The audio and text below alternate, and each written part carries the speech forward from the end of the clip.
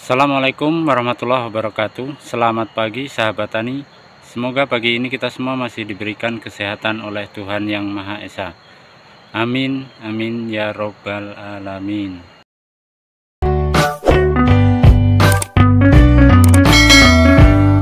Oke sahabat tani, video kali ini saya akan membahas sedikit tentang tantangan petani kopi untuk ke depan ya. Karena memang saat ini ya banyak sekali tantangan-tantangan yang perlu dihadapi oleh petani kopi khususnya ya. Di apa saja ya tantangannya, kita tahu semua. Yang pertama, saat ini iklim sudah tidak lagi menentu, dan yang kedua yaitu masalah kelangkaan pupuk dan harga pupuk yang semakin meningkat ya. Selain harga pupuk juga harga racun rumput juga semakin meningkat. Jadi memang petani semakin hari semakin dibuat kesulitan, karena tidak bisa dipungkiri untuk biaya produksi semakin mahal, dan hasilnya karena iklim sudah tidak menentu menjadi tidak stabil lagi ya. Artinya untuk biaya produksi dan hasil produksinya tidak sesuai. Oke, jadi tantangannya yaitu ya bagaimana kita mengatur supaya biaya produksi bisa sesuai ataupun hasil produksinya bisa sesuai dengan biaya produksinya. Jadi biaya produksi tidak terlalu tinggi dan hasil produksi bisa maksimal. Setidaknya hasil produksi tidak melebihi dengan produksi kopinya. Jadi saya di sini akan sedikit cerita ya. Ini ada beberapa pengalaman dari sahabat-sahabat tani ya. Meskipun hanya sekian persen petani saat ini sudah banyak yang sudah banyak yang kurang berminat untuk bertani kopi. Artinya sekian persennya itu sudah menganggap sudah tidak sesuai untuk bertani kopi, karena itu tadi. Yang pertama karena biaya produksinya ya, dari segi pupuk dan racun rumputnya semakin mahal, jadi diperkirakan tidak sesuai dengan produksinya. Dan saat ini ya banyaklah yang beralih ke tanaman-tanaman lain, tanaman-tanaman baru selain kopi ya, yang dianggap bisa menambah penghasilan dan bisa memangkas biaya produksi.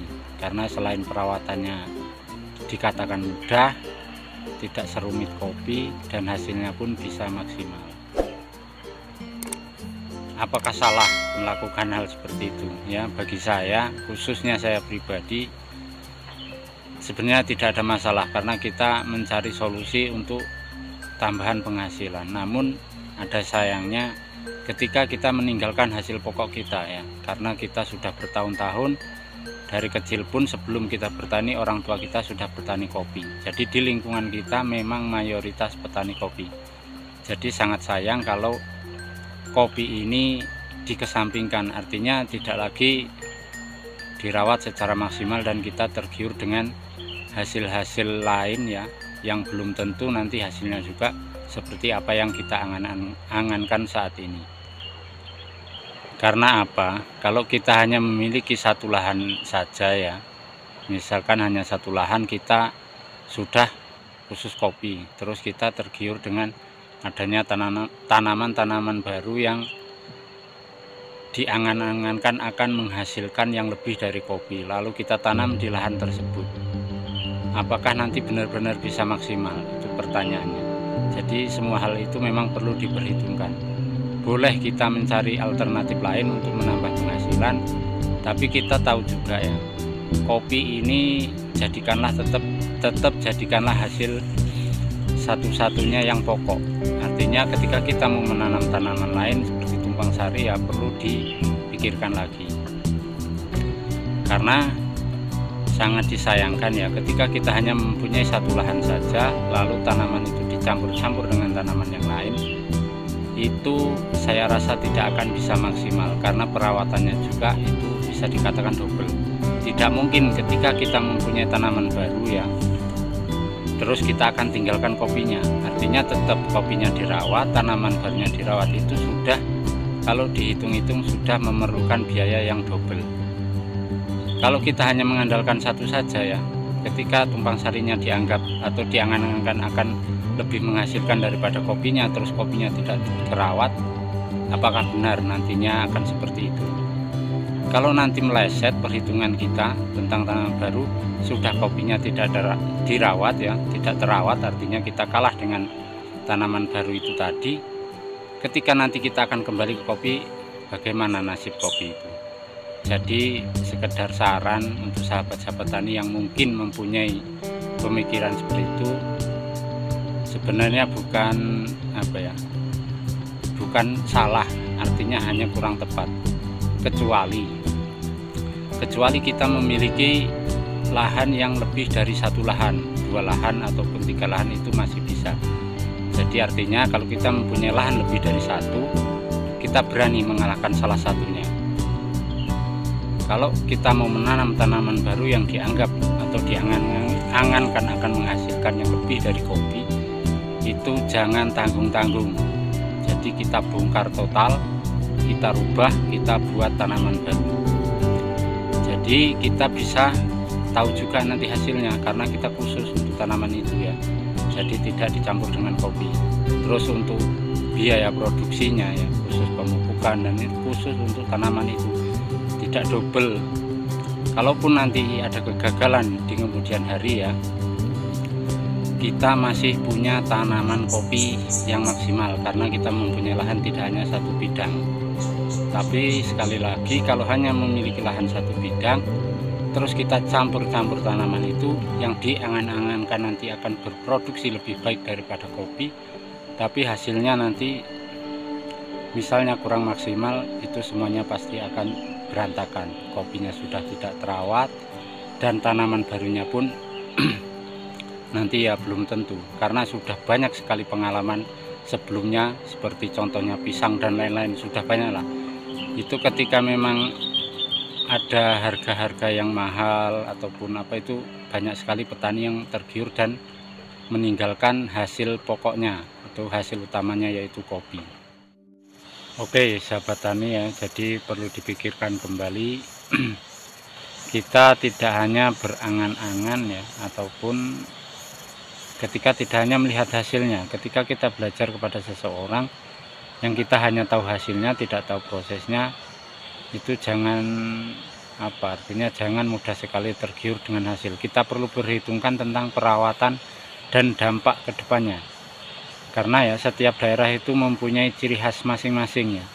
Ada sebagian daerah khusus di pertanian kopi, ada yang khusus di pertanian yang lain, itu kan sudah mempunyai ciri khas masing-masing. Jadi kalau tempat kita itu memang khusus ataupun mayoritas petani kopi, ya kita fokus untuk di kopi. Untuk tanaman lain bisa kita ya bisalah kita kita menanam, artinya tapi tidak mengalahkan yang pokoknya ataupun tanaman yang mayoritas ditanam di daerah kita khususnya daerah kopi. Kita tetap fokus itu ya. Sekali lagi jangan hanya berangan-angan tentang masalah hasil, tapi kita perhitungkan masalah proses dan perawatan dan sebagainya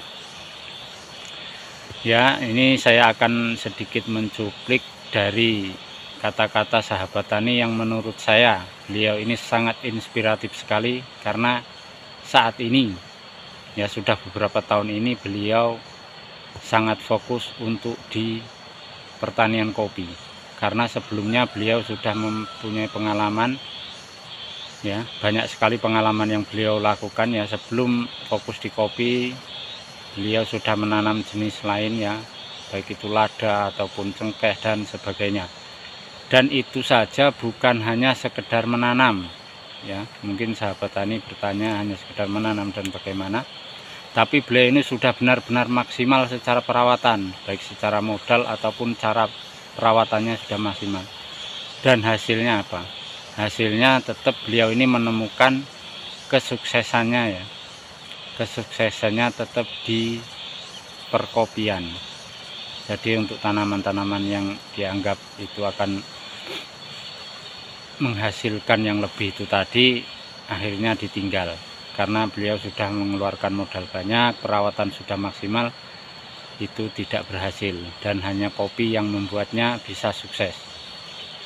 Jadi kalau pesan beliau ini ya, sahabat tani yang satu ini, tetap fokus, karena kunci keberhasilan di apapun itu ya, khususnya di pertanian itu hanya fokus.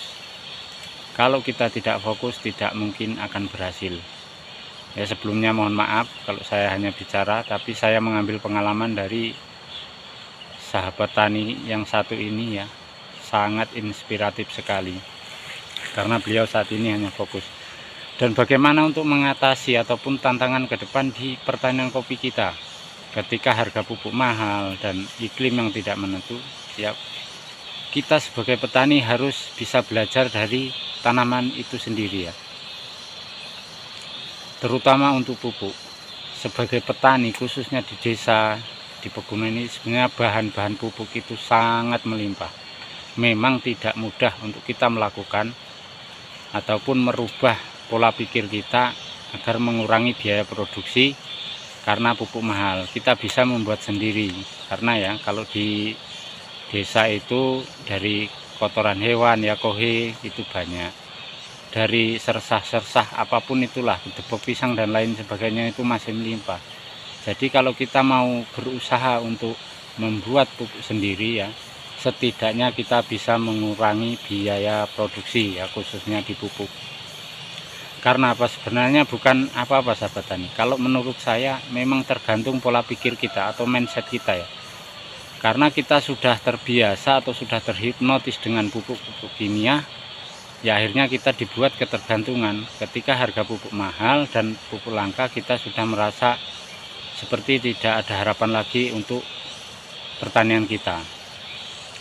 Jadi sekali lagi untuk ya itu, kita sebagai petani semoga kita semakin bijak lah untuk melanjutkan pertanian kita, bagaimana kita mengatasinya. Dan untuk mengatasi iklim ya, ini juga menurut pengalaman sahabat tani yang saya katakan tadi ya, itu memang benar. Jadi kita lihat di kopi kita, memang tidak semua jenis kopi itu tahan terhadap iklim yang ataupun banyak penghujan.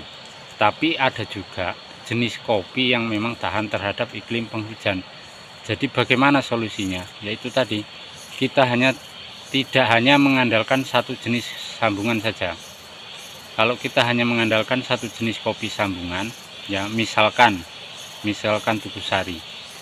Karena ada di beberapa daerah ya, kurang lebih sekitar 3 tahun terakhir ini, khusus Tuku Sari bisa dikatakan zong. Kalau kita tidak mempunyai jenis sambungan lain, maka ya kita tidak akan menghasilkan produksi apa-apa, kita hanya mengeluarkan biaya produksi. Dan itulah yang membuat beberapa petani menganggap bertani kopi saat ini kurang menjanjikan.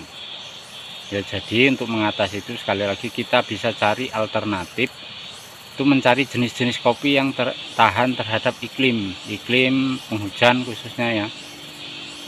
Karena kalau saya lihat dari beberapa petani yang mempunyai jenis-jenis kopi lain yang tahan terhadap cuaca ataupun iklim penghujan saat ini, ya masih bisa berproduksi dengan baik. Artinya tidak separah yang hanya mengandalkan satu jenis kopi sambungan. Oke sahabat tani, mungkin itu sekilas yang bisa saya bagikan ya. Sebelumnya saya mohon maaf jika apa yang saya katakan ini banyak kekeliruan. Dan sekali lagi tetap semangat, tetap fokus ya.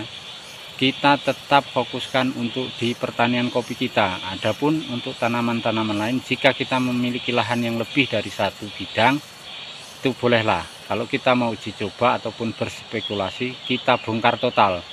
Jadi tidak hanya satu bidang ditanami banyak jenis tanaman, itu pasti tidak akan maksimal.